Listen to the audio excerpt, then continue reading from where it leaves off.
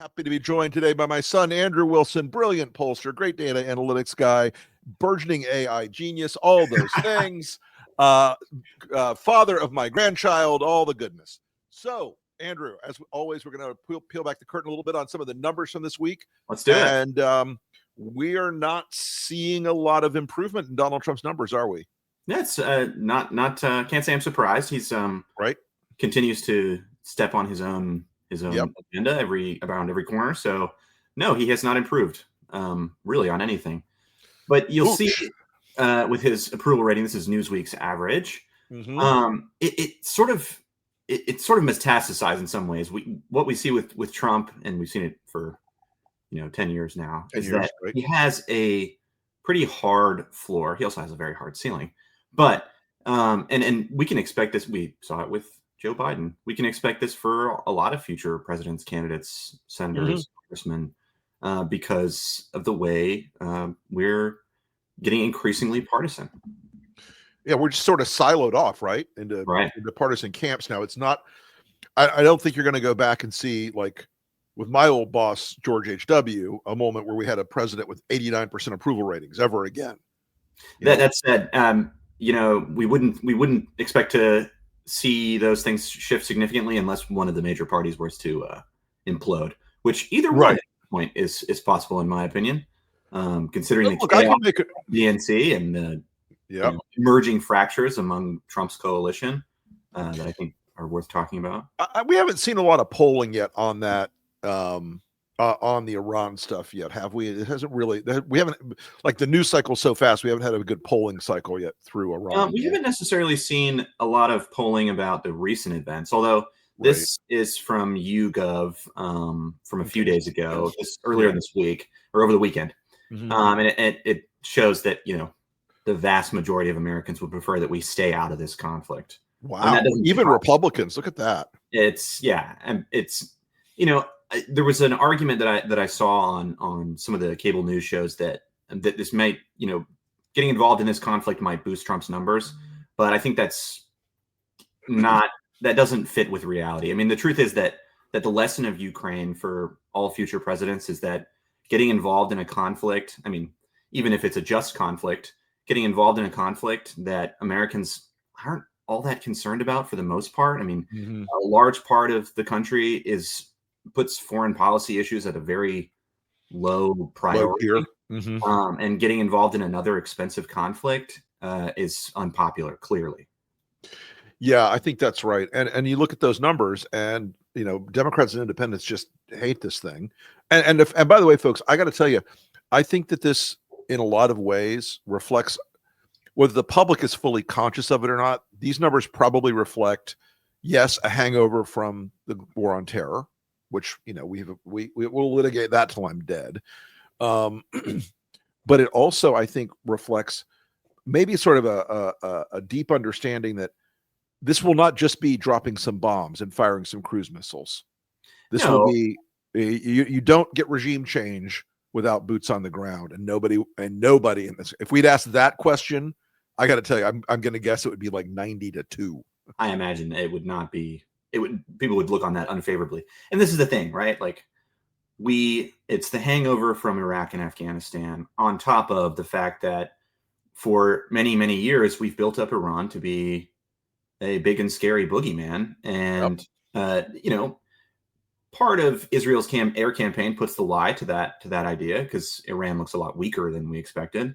But at the same time, a bombing campaign, and we know this about the Houthis in Yemen, a bombing campaign is not sufficient to wipe out any, to deal with any target that's fortified, especially in a region like the Iranian plateau, which is not too dissimilar to Afghanistan, for example.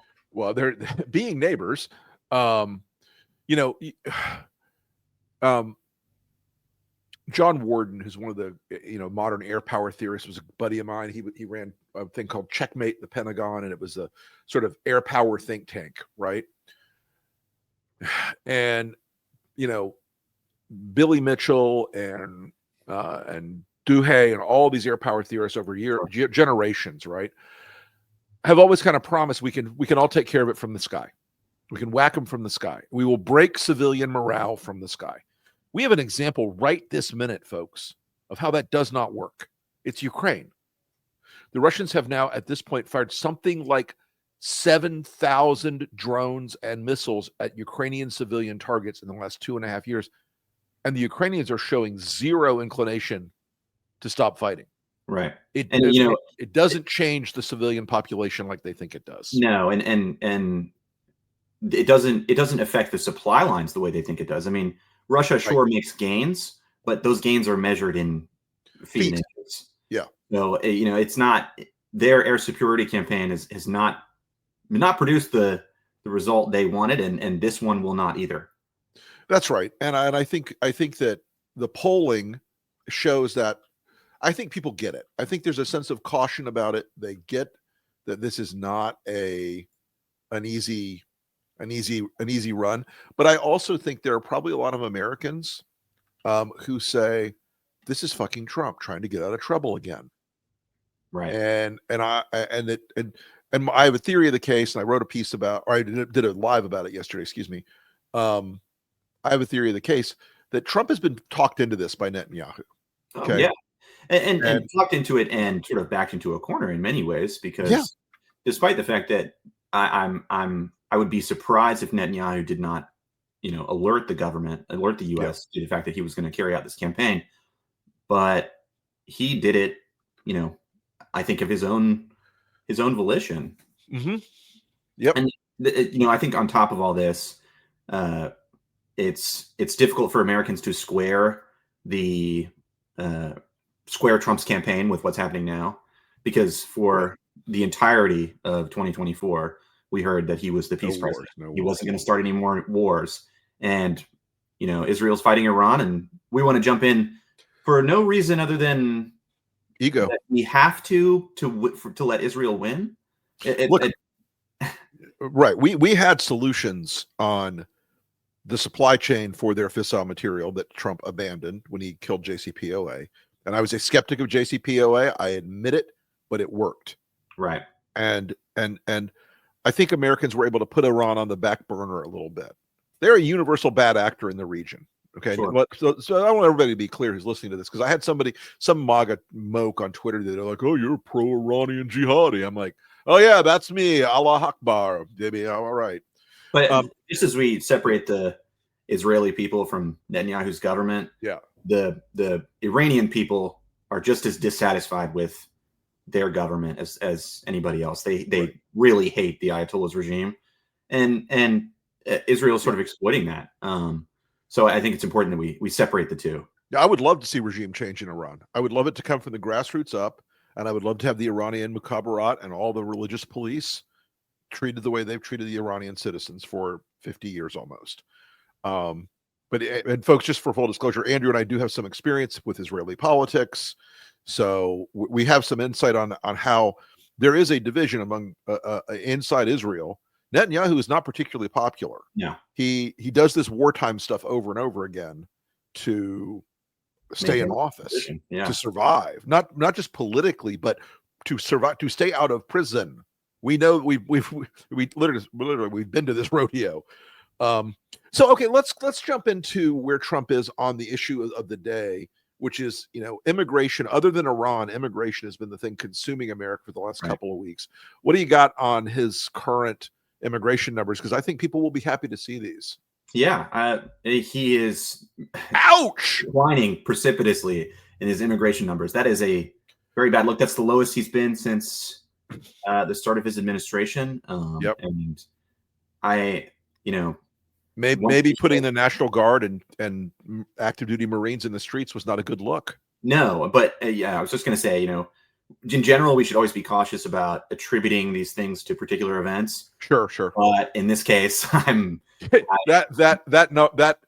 decline doesn't look like a curve. It looks like a cliff. I am confident in saying that the harshness of his policy and the deployments are causing him to really lose on this issue. And this is his best issue, and it always has been.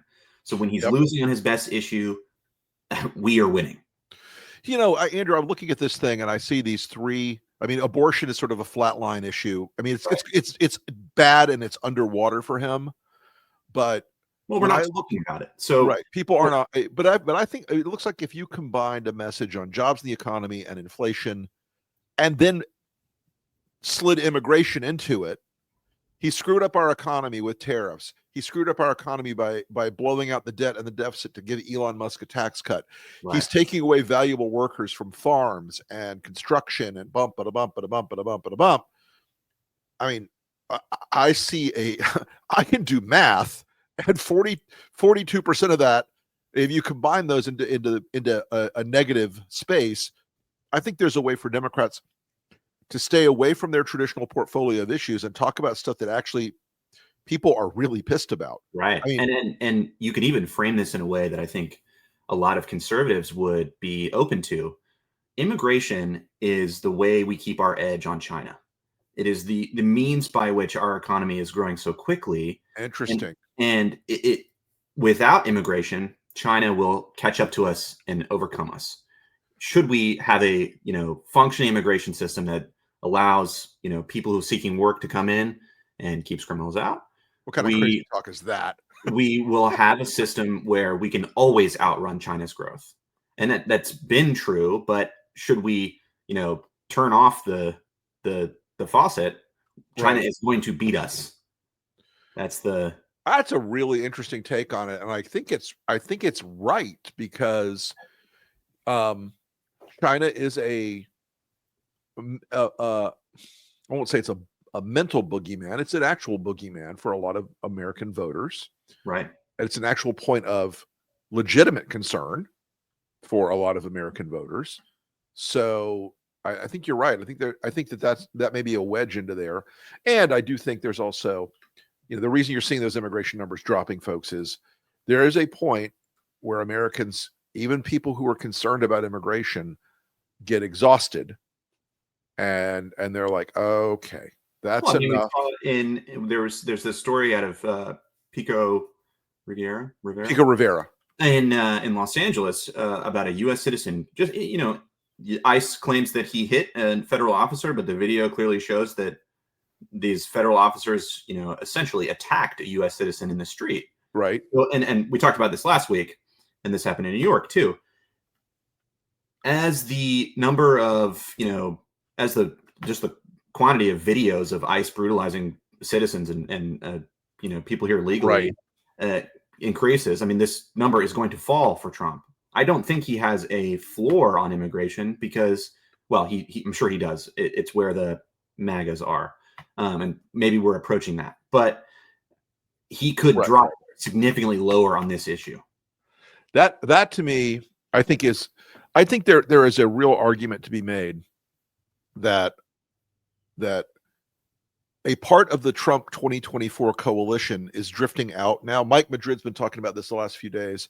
Like, are we seeing the split off of those Hispanic voters who came over to Trump, those Latino voters who came over to Trump in 24? It's starting to hit their families now. It's starting to whack them very directly. And I can think of, you go ahead. This is sort of a lesson for anybody running for office or, anyone looking at past elections. When you are able to pull in a new, segment of the coalition, it is not a guarantee that you will keep them for the next election. And in fact, those voters may well break off from you. I mean, we saw this with Joe Biden. You can easily lose new parts of the coalition, and Trump is trying his best to lose this part. It does strike me that way. I mean, I don't think he's going to lose the young male voters he brought over for a while.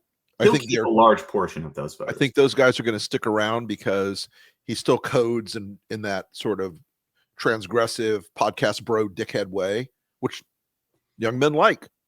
Yep. Fortunately, one of the things I wanted to talk to you about was, we're starting to see, I think, some recognition and shifting in the about the big beautiful bill. Yes, it is. It's not getting better, despite all the distraction. People hate it from Fox, no less. From Fox, and we have some other. So walk us through this one, because this is I think it's a very important slide. I think it is pretty significant that 60% of people say they understand what's in the big beautiful bill. I think that's probably higher than your average budget bill. I have not looked at the historical numbers, but that seems significant to me. I think just I don't know either offhand, but that anecdotally, that seems like it's up there. And I think this is a product of the fact that, they can't get the damn thing through. So we've been talking about it for so long. But right. This center graphic, I mean, is what we saw in Quinnipiac last week. That basically 2-1 against. Basically 2-1 against the bill, which is should be setting off alarm bells for Republicans, but who knows? And then this last one, I think, is probably the most indicative of how people feel about this. If 60% of people understand what's in the bill, and then 50% of people say they think it's going to hurt them, there's probably a downstream consequence. If you vote for this bill, there's probably a downstream consequence here for you at the ballot box if you're a Republican congressman or a Republican senator. This is a bafflingly bad number for a bill like this, and I don't imagine that polling other budget bills of the past, I'm sure some people would have said it would hurt them, but this is almost that's a real number right there in this poll. And look, the 2017 tax bill was bad. But a lot of people were like tax. Right, big tax break. But a lot of people were convinced that the middle class were convinced this is going to help me. This is going to be good for me. I'm going to get rich someday, so I need that tax break, just like Elon. And for a lot of people, there was a brief windfall from this. There was a brief. It had more middle class uplift than this thing does, and it didn't. And that one didn't have a lot of middle class uplift. No, I mean, it's funny because you look at the Bush tax cut right after 9/11, and it basically was going to give every American family like another $600 a month or something, which was, people were skeptical about it. They didn't love it. But it was one of the things. It wasn't big enough to generate a ton of opposition. It wasn't significant enough to really help the economy. Right. This thing, I don't think people are processing it yet, how bad this bill is for them, because of the increase in lending rates. The bond market's going to take a crap when this thing passes. There's a lot of, but it's interesting that 50% of the people say they're going to get hurt by it. That to me is really a striking number. And even if, were this bill, the perfect budget bill, and 50% of people said it was going to hurt them, the narrative is already set. Yeah. So you're going into a situation where the narrative about the bill already exists, and people are going to feel that pain regardless of whether or not it comes right away. Sure. Our perceptions of the economy are mostly based on vibes. Mm-hmm. And when the vibe is that the bill has passed and it's going to hurt me, that 50% of people are going to feel the pain. And the Senate it looks like the Senate is determined to strip out the SALT tax deduction, which for folks who aren't in the Northeast or California or an expensive state, the 2017 tax bill stripped out a deduction people could take on their property taxes in those expensive states, because Republicans wanted to punish blue states. Now, there are, what is it, Andrew, probably 7 or 8 Republican congressmen around the country who are in SALT states that are desperate. Lawler, Lota, a whole bunch of these guys who, if they don't have those SALT deductions put back in by the Senate, I think we're gonna take a few more of those Republican seats and put them in the go kill column. Right. Yeah. It's one thing that they are vulnerable already, especially as New York seats. I would say that somebody like Lawler or Leilota is particularly vulnerable. But this on top of that is going to be fatal. I also think there's something happening out west right now that Mike Lee has put into the bill, which is the sale of up to 250 million acres of public land. That is, I spoke to somebody out west. I'm not going to identify who, a person who's doing some legal and lobbying work on this, who is a traditional conservative who is absolutely out of their damn mind about this. And I was told yesterday they've already got some survey work back. I'll get it for you. They've already got some survey work back on how insanely unpopular selling off public lands is in states like California, New Mexico, Arizona, Utah, Montana, Idaho, Wyoming, Washington, Oregon, like every state where this targeted land grab is. And Mike Lee put it in the bill, folks, a minimum of 3 million acres every 60 days until we sell off all 250 million acres. Good Lord. And you're going to end up, what you're going to end up with is guys like Peter Thiel buying, a quarter of Wyoming or something. These billionaires are going to go out and buy public land and seal it off for themselves. It's neo-monarchy. It's what's for dinner. That is nuts. Land is one of the most valuable things that we have in this country, and those public lands are owned by the government for a good reason. Right, because they're ours. They're the people. They're ours. They belong to the people of the United States, and the government is, keeping them as our, that's baffling to me. I didn't know about this. Yeah, I was getting this information yesterday from a friend of mine, who is just, and again, this guy is a rock-ribbed Republican conservative of the old Teddy Roosevelt school, who is just like very much a Westerner, and he's just like, these do not understand how they do not understand the rabbit hole they are going down. But the thing, I'm almost certain that Mike Lee is framing this as, we can put this money towards the national debt. No, he's saying it's for affordable housing. Oh, well, that's, that really changes it for me. I believe that I'm so convinced Mike Lee wants affordable housing. In the, where do you even start with that? So one more thing before we wrap up for the day. And folks, thanks for watching Behind the Numbers with Andrew and I. We like doing this. This is a fun thing for us. We enjoy doing this. Same conversation we have all the time, so you might as well see some of it. So we're about to enter into a phase in Trump world where he starts firing people. Sure. Gabbard is on thin ice. Hegseth is on thin ice. A lot of these other people in the White House and around the administration are at the point where Trump is bored with them now. And we're starting to get to that window where the chaos will rise higher. What do we see in the numbers right now, or do we, about the chaos stuff? I anecdotally hear it. Right. I've heard some focus group folks have said, "Oh, it's all crazy. He's all crazy." What are you hearing about that out there? I think we don't. I don't have any exact numbers in front of me on this, but we do know from our own research that when the government looks chaotic, people get spooked and they don't like that. And we are stability-seeking voters. That's really what people are after, right? And in a lot of ways, Trump set up his administration to be chaotic. Mm-hmm. And Hegseth, Gabbard, and even Bannon, who's sort of on the outs, they all represent different parts of the coalition, which are all sort of tearing at the center right now. But it is a chaos coalition. It is incredibly chaotic. And you'll see that when polling turns on certain people, like we're seeing with RFK right now. Right.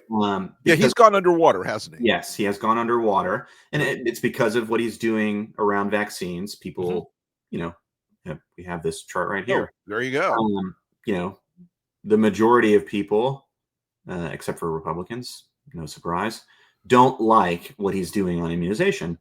And when I think there's probably a number that we'll maybe have to debate a little bit about what approval rating an individual in Trump's administration is going to have to get to before he fires them. Right.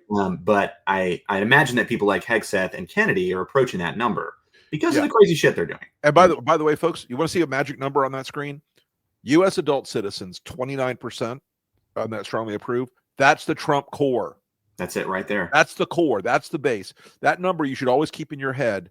Like, where are the persuadables? They're outside of that 29-30% of the. I also just think it's incredible that it was only 10 years ago where the anti-vax party was the Democrats, liberals, crazy. And it was it was like a tiny bunch of moms from Santa Monica, basically. And now they're all right wing. It is a truly fabulously weird inversion. But all right. Well, folks, thanks again for joining us this week. We have done our half hour, which is what we try to stick to on this show, because we know that a lot of you will listen to this as a podcast later or try to consume it as something quick and interesting. We hope we have done that. We'll be back again with you next week for more of the Behind the Numbers with the Wilsons. All right. All right. See y'all. See you guys. See you, Andrew.